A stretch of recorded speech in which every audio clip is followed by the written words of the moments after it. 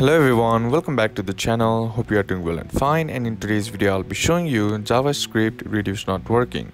So without wasting any time, let's just jump right on the video and make sure to watch this video till the end and follow the steps as well.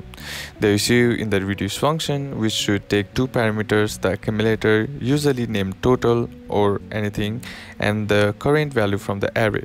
The function should return the result of adding the accumulator to the current value, and you are passing only one parameter to reduce function and not performing any addition sub operation.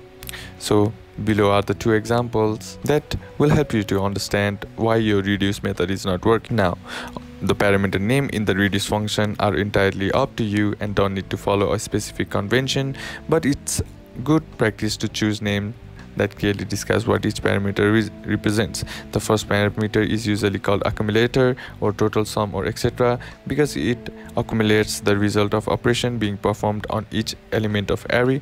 The second parameter is generally called current value or current item or etc. as it represents the current value being processed in the array.